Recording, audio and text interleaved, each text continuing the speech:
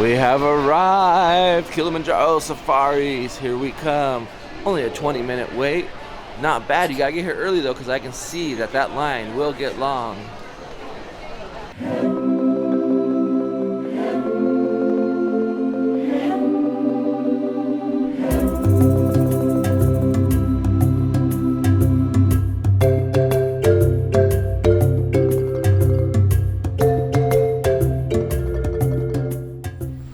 Alright, we got clearance from the Warden. We're gonna head on in. Our first stop is the Little Aturi Forest. And the animals here have camouflage to blend into their surroundings, so keep your eyes peeled. I already see a couple of animals here. So look over on the right side by the tree. There's an okapi. Now they have that dark colors and stripes on their legs. Perfect for blending in behind bamboo and bushes. However, those stripes are pretty deceiving. The okapi is not related to zebras. They're actually the only living relative of the giraffe. And that's because they have a long tongue in their mouths like a giraffe, and they use it to grasp at the leaves of the trees and bushes. Now if you look on the left side, there's a couple of birds. Those are the saddle-billed storks. And they stand about 5 feet tall, get their name for the yellow saddle-shaped marking that appears on their bill. And there's an antelope that decided to say hi too. This is a greater kudu on the right. Now they're the tallest antelope in the forest. And you'll notice that one does not have any horns. That's because this one is a female. Only males have horns for their species. And there looks to be another one coming by too. Looks like they're migrating over here. Now there's another antelope to see coming up on the right side too, way on top of the hill. It's orange in color. And that one's called a bongo. Both male and female bongos have horns, and they use their horns to dig roots in the ground for them to eat. We'll see if we can find more of those bongos. Now if you look over on the left side, there is a black rhino for its breakfast. Now the black rhino weighs about 3,000 pounds, and they're one of the smaller species of rhino. We're very lucky to be seeing one too. Black rhinos are a critically endangered species. There's less than 5,000 of them left on the whole planet because poachers are after their horns. Now those horns are made of keratin, the same material our hair and fingernails are made of. A much better view of those bongos. If you look at the one with the dark colored neck, that one's the male. The other ones are all females. Now bongos also get the nicknames the ghosts of the forest because they're very shy and reclusive. They do like to hide. Unless, of course, they're eating. I think that nickname is great for Halloween. Ghosts of the forest. Alright, now we're going to head over to the Safi River. Now that's where we can find some aquatic animals. Rivers and watering holes are great places to find animals.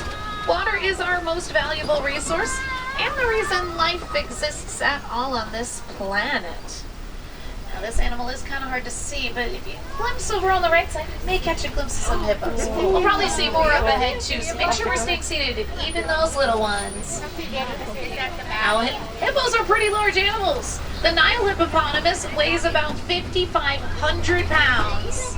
That's larger than that black rhino we just saw. They're also pretty territorial to their section of the river, so you really do not want to get in the water with them. You'll see more on the left side. Also, hippos are really well adapted to life in the water. They can hold their breath anywhere between 5 and 8 minutes at a time.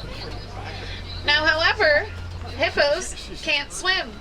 They can't swim at all. So how they move in the water is they sink to the bottom of the river and walk on it. Now you're also catching a glimpse of pelicans. Now those are called the pinked-back pelicans. They get their name because underneath their feathers, their skin will turn bright pink. But that only happens during the mating season. Some say they actually blush for one another. Alright, make sure we're staying seated back there, because we're going to cross over this river, and there are Nile crocodiles that like to hang out under here. So you're going to see them on the left side. Now these are the Nile crocodiles. They grow to be about 16 feet long, and they can use that powerful tail of theirs to jump their body length out of the water. It is really impressive. Overall, crocodiles are pretty strong animals. They have those powerful tails and powerful jaws, but they're still very delicate parents. When crocodiles' eggs are about they put those eggs in their mouths and they gently roll them around with their tongues. Now that helps to soften the eggshells and it makes it easier for their hatchlings to get out. Well, now up ahead, looks like the tree line's clearing. That means we're gonna head to our next ecosystem, the savanna. Now, you may recognize a lot of animals that are out here. We'll take it nice and slow. Now the savanna is relatively flat. Also doesn't have a whole lot of trees. Now, that makes it easier for large groups of animals to move around. This is actually kind of like their natural highway for their migrations for some of them.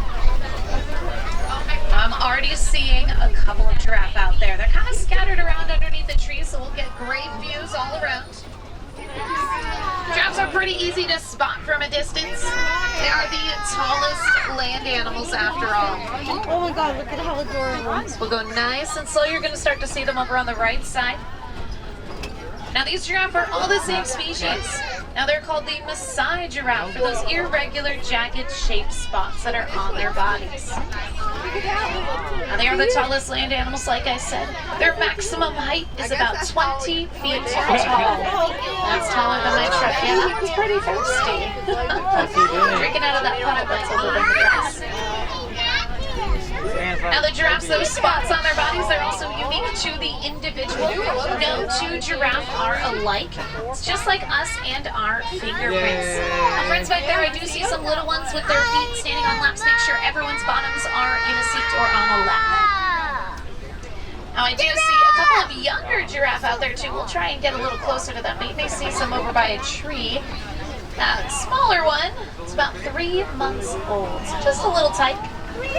We'll get a little bit closer now. He's already about 7 feet tall.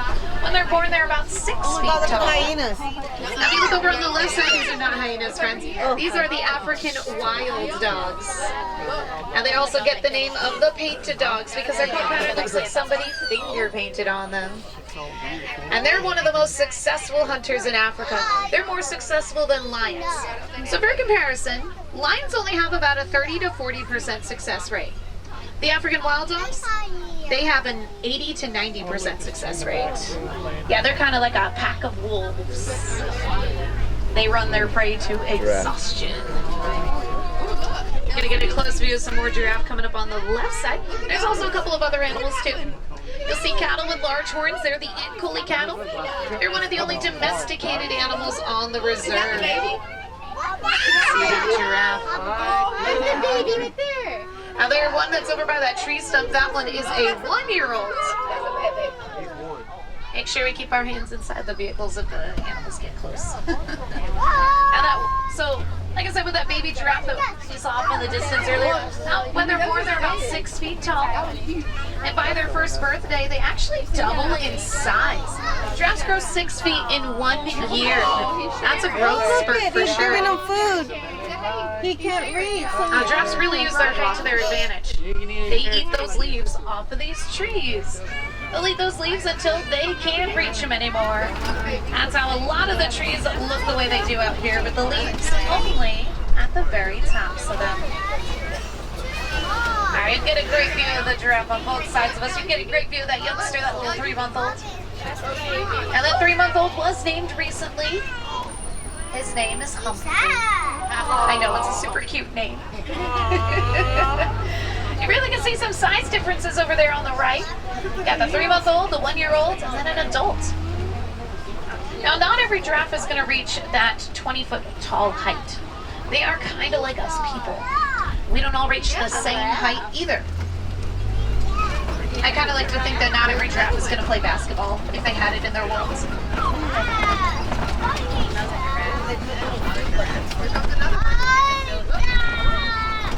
There's another one. Now we're seeing a lot of giraffe out here. Now, does anybody know what you call a group of giraffe? A tower! Yeah, that's correct. If you're thinking a herd, you can call them that too. But they are called a tower because they are the watchtowers of the savannah. They're usually the ones to spot danger before the other animals.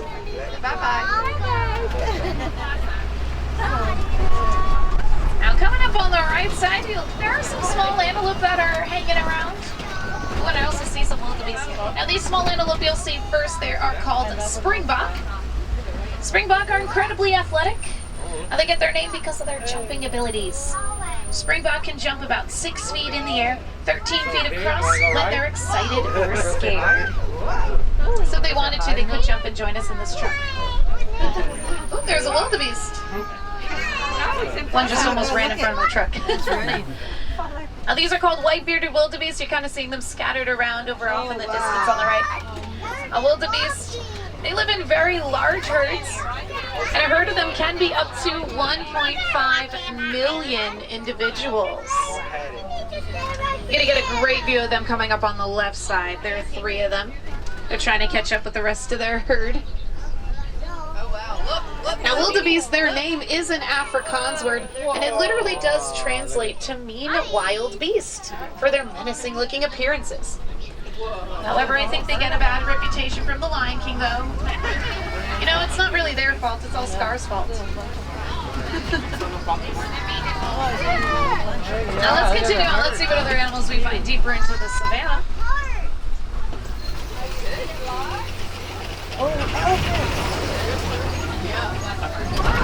Now I do see an elephant. It's coming up on the right side. You may catch a glimpse of it in between the bushes on the right. We'll see if we can get a better view as we go around. And there's a couple of elephants over there. Also on the left side there are mandrills. They're hanging out underneath the trees. Mandrills are a type of monkey. They're most well known for having red and blue markings on their bodies, notably on their faces. See that elephant over on the right side, chowing down on some grasses, having its breakfast. Looks like there were only 2 of them over there. Most likely a couple of male elephants. Male elephants, once they reach about 15 years old, that's when they reach maturity, they leave the herd of females. They either go live by themselves or in a small bachelor group. Yeah, looks like they're going to head over towards those trees. You got another view of them on the right. Say bye-bye. Let's see if we can find more elephants up ahead though. Now maybe if we're lucky we're going to find a herd with females and their youngsters. Elephants are the largest land animal by weight. An elephant can weigh well over 10,000 pounds. They're pretty large. Also being a large animal, they actually have very long pregnancies. Does anybody know how long an elephant is pregnant for? 17 months. 22 months, 2 years. Yeah, that's correct. 22 to 24 months. Yeah, I couldn't do that myself. But that's just me. I'd much rather be a hippo. Hippo pregnancies are only 8 months long. Ooh, it looks like there is evidence of more elephants nearby. Now you're going to see some tusk markings in this clay on the right side. I even see some footprints over on the left too, so we'll have to see if we can catch up to them. Now these elephants, they actually eat the clay, and it gives them valuable nutrients into their diet that they may be missing from just eating leafy greens and fruit all day long.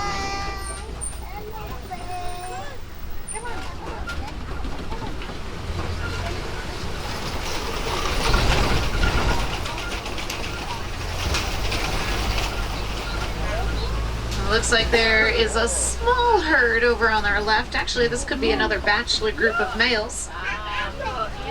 There's a great view of them. There's one just enjoying his breakfast. Now sometimes with elephants, especially when it's really sunny out, you see them throw a bunch of dirt all over their bodies. Now that dirt is kind of like their sunscreen to protect their skin from being sunburnt. Now they are pretty strong animals too. They are strong enough to knock over trees down to gain access to some of the food that might be at the tops of them.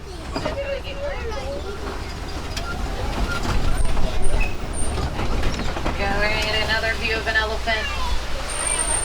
Or at least you get all 3 of them in view.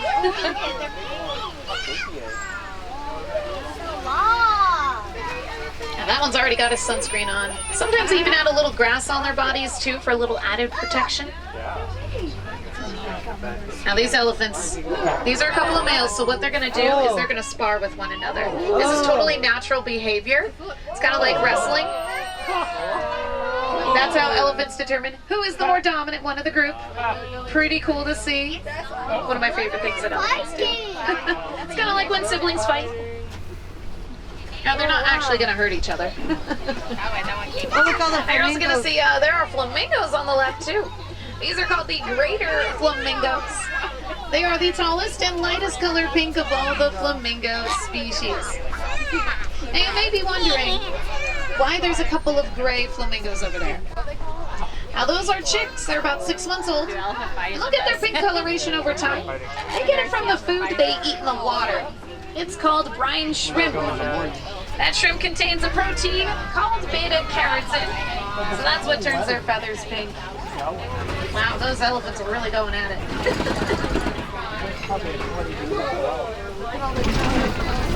Oh, it looks like we found the Warden's post too, and they did catch some poachers.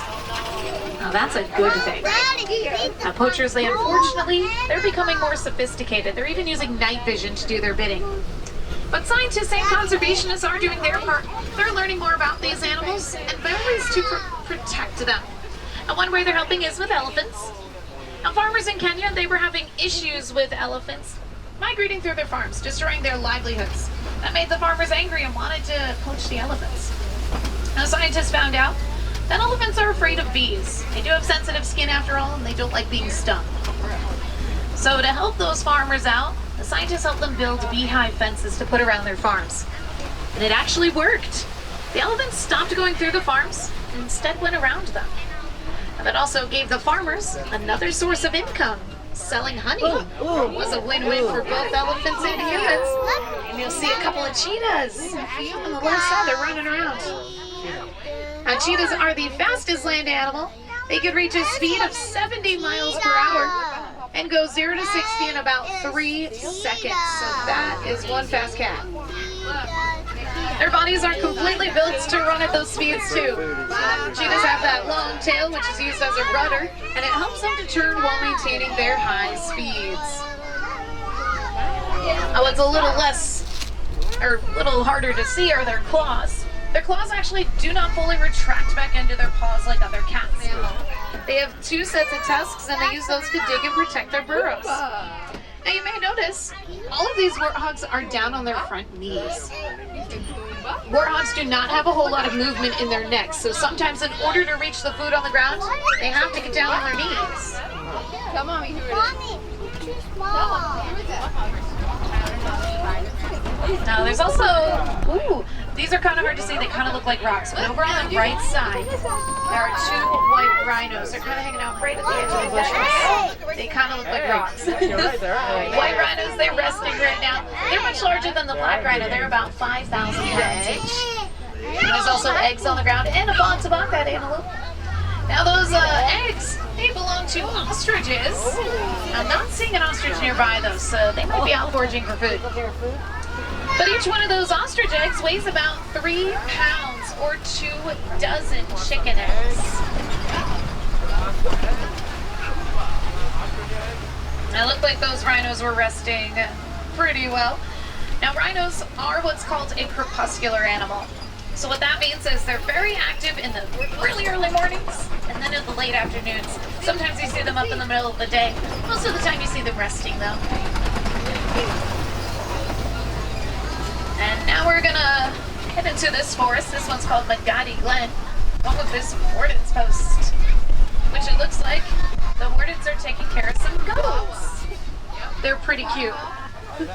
These are Nigerian dwarf goats. They will not get any bigger than this. They're also very playful and friendly too. They love socializing. Now because of their small size, they don't need that much space to take care of, and that gives more land back to the animals in the wilds. They're also very useful for their milk and cheese too. It is very nutritious and of high value. The locals can sell those products, so it helps them to rely less on the wildlife, so they can protect them more too. And now friends, we're gonna start heading back towards civilization. And we did see a lot of animals out there. Unfortunately, most of those animals are still endangered today. So if you do want to help them out, talk to the villagers about Disney's Conservation Fund. They're a nonprofit that matches dollar for dollar for any amount that you donate, all in the effort to end extinction and to support those conservation efforts around the world. If you want to check out more animals, I highly suggest going to Gorilla Falls. the exit of Kilimanjaro safaris. And along that trail, you can find a wide variety of animals, some of which do include gorillas, colobus monkeys, zebra, meerkats, and even naked mole rats. And our stop is coming up in just a moment, folks, so now is a great time to look around your seats. Make sure you gather up all of your belongings. Please do not leave anything behind. It's a long way back to Africa. And I also do want to thank you all so much for joining me. It's been my pleasure taking you around the reserve.